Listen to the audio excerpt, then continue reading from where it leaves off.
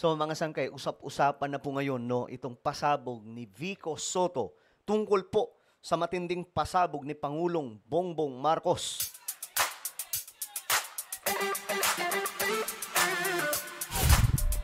Yo, what's up guys? Magandang oras po sa inyong lahat. At ito, tingnan po natin mga sangkay ngayon. Kasi itong si Vico Sotto, viral nga po sa social media. Matapos po isiwalat mga sangkay ang mas matitindi pang pong bagay na talagang gumulat sa buong sambayanan. Anyway, bago po tayo magtuloy-tuloy, pag-subscribe po muna yung ating YouTube channel. Makikita nyo po yung subscribe button sa baba ng video na to. I-click nyo lamang po yung subscribe. I-click ang bell at i-click nyo po yung all. Sa mga nanonood po sa Facebook, i-follow nyo po yung ating Facebook page. Okay guys. Ito na nga po mga sangkay yung nangyari. Itong si Vico Sotto, ayan. Ayan. Kitang-kita dito mga sangkay, no? Yung ibinulalas niya. Tungkol nga po dito mga sangkay sa matinding nangyayari sa Pilipinas na korupsyon at pagmamanipula sa mismong mga proyekto ng ating pamahalaan. Sabi niya dito, unti-unti nang nalalaman ng taong bayan ang buong katotohanan. At ayon sa kanya, let's do our part in exposing these systematic practices of corruption. Bakit sinabi niya mga sangkay na systematic practices? Bakit? Kasi mga sangkay, matagal na po itong nangyayari sa ating bansa. Yung ganitong klaseng sistema ng korupsyon, na kapag may proyekto, mga sangkay, ginugulangan ng proyekto, binabawasan ng binabawasan. At sa totoo lang mga sangkay, halimbawa na lamang po, sa 100% na budget, ang natitira na lamang panigurado mga sangkay ay 10%. Kaya hindi na po nakapagtataka kung bakit substandard yung mga proyekto. Isipin nyo sa 100%, 10% na lang yung matitira sa budget. Bakit? Binawasan ni ganito. Bawasan pa ni ganito. Pagdating sa kontraktor, wala na. Babawasan pa ng matindi. So magkano na lang ang natitira? Ang malupit pa po dito, limpak na salapi ito Pinag-uusapan. Ito ang panawagan ni Pasig Mayor Vico Sotto kasunod ng pagbisto ni President Marcos ng 15 na contractors na may pinakamaraming flood control projects sa ating bansa. Kabilang dyan mga sangkay, yung Diskaya na pinagmamayari nila mga sangkay. Itong tinatawag na Alpha and Omega at itong Gen Contractor and Development Corp. Ito, Alpha and Omega Gen Contractor and Development Corp at St. Timothy Construction Corporation. At itong mga Diskaya, mga sangkay, nakalaban niya po ito noong 2025 midterm elections. At ngayon, mga sangkay, kung noon, siya lamang po ang nagsisiwalat. Biruin nyo tumutugma po talaga. Sabihin ninyo na nagsisinungaling si BBM. Ito tumutugma. Yung isiniwalat mismo ng mayor dyan sa Pasig. Tumugma mga sangkay sapagkat ito tingnan po ninyo. Ito yung isiniwalat ni BBM Ayan. Ayan po yun mga sangkay Nandito isa sa listahan. Ito, Alpha and Omega, top 2, anak ng Toko, tapos mayroong St. Timothy Construction. So, tumutugma mga sangkay, yung isiniwalat ni PBBM sa isiniwalat po ni Mayor Vico Sotto. So, dito natin maiintindihan kung ano ang pinanguhugutan ni PBBM. Di ba mga sangkay? Yung mga nabudol dyan na sinasabi na corrupt si BBM, wala sa ayos si BBM daw. Then, now what? Kamusta kayo ngayon? Tumugma, di ba? Kung ano ang isiniwalat ni Mayor Vico Sotto noon pa, mga sangkay na paulit-ulit niya pong sinasabi. Ngayon, kita nyo ang nangyari. Di ba? Tumugma. sa kung ano ang inilabas ni PBBM. Ayan mga sangkayo, nabanggit ng alkalde na pagmamay-ari rin ng mga diskaya ang St. Gerard Construction na pinasuspindi niya ang construction project sa Barangay Bambang, Pasig dahil sa issue sa building permits noong January 2024. Kita niyo yan, mga sangkay. So, anong ginagawa ng administrasyong ito? Mukhang ito yata ang administrasyon na matino, mga sangkay, dahil tumutugma Di ba? Tumutugma sa kung ano ang isinisiwalat ni BBM.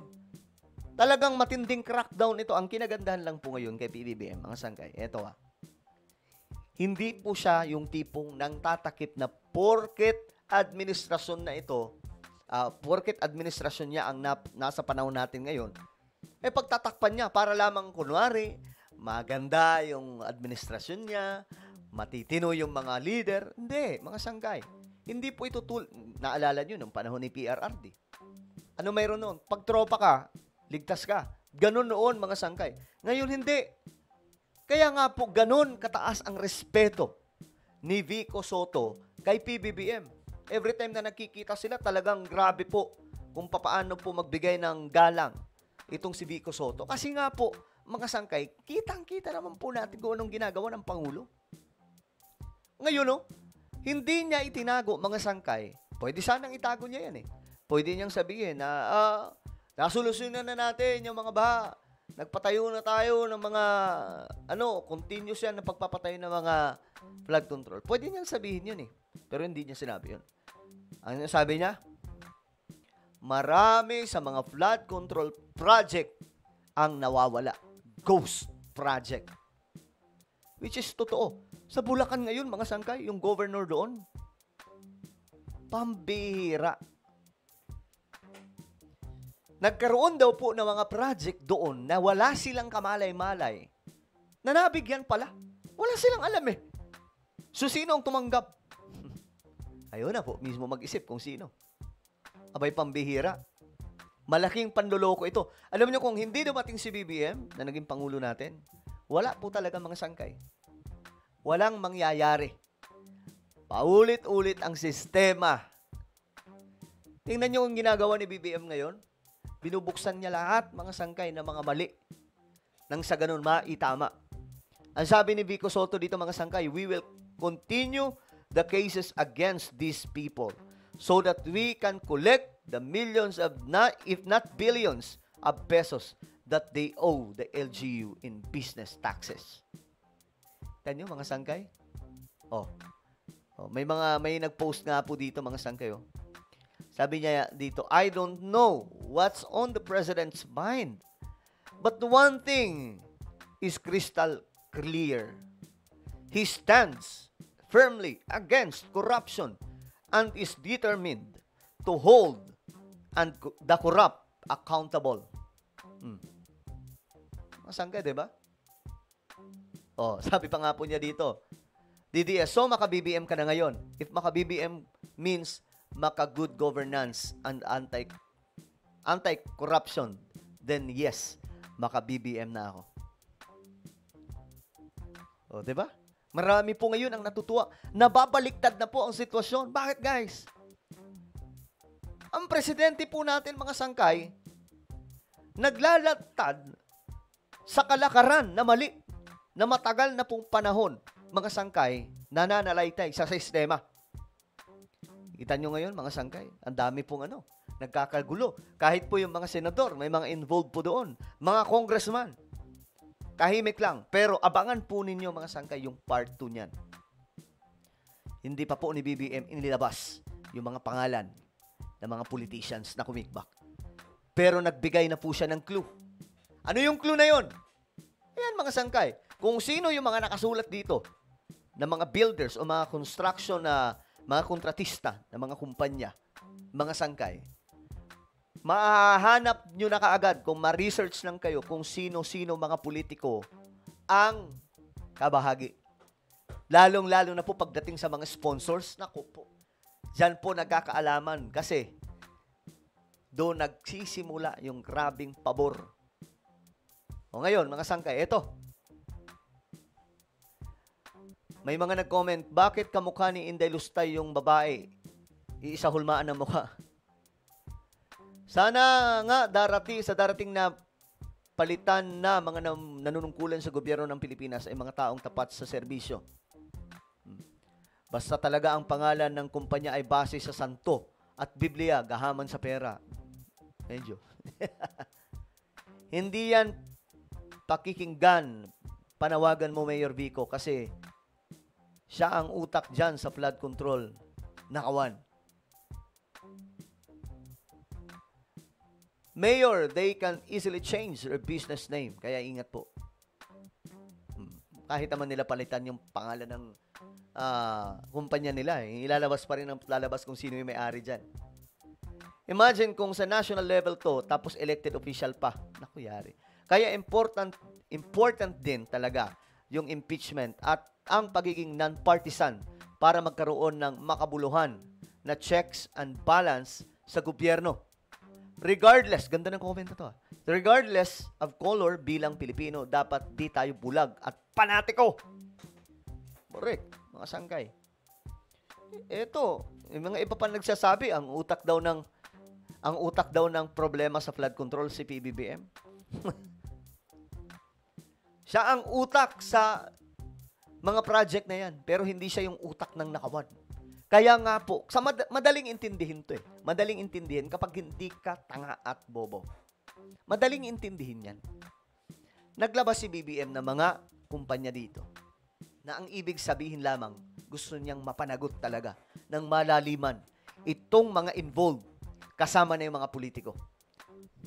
Sa madaling sabi, mga sangkay, walang kinalaman si BBM dito at gusto niyang mapanagot ang lahat ng ito. Kasi kung ibang mga administrasyong ito nangyari, malamang tatakpan to. Remember Duque, mga sangkay, di ba? Paulit-ulit, takipan po na malala. Di ba, mga sangkay? Nakakalungkot mong isipin, pero ganoon ang nangyayari. Pambihira. So, abangan natin, yung part 2 ni BBM, naku po, mayayari itong mga politikong involved. Kakampi man o hindi. Ano po ang inyong opinion? Just comment down below. Meron po tayong YouTube channel, Sangkay Revelation. Hanapin nyo po ito ngayon sa YouTube. Kapag nakita nyo na, i-click nyo po yung subscribe, i-click yung bell, at i-click nyo po yung all. Ako na po ay magpapaalam. Mag-iingat pong lahat. God bless everyone.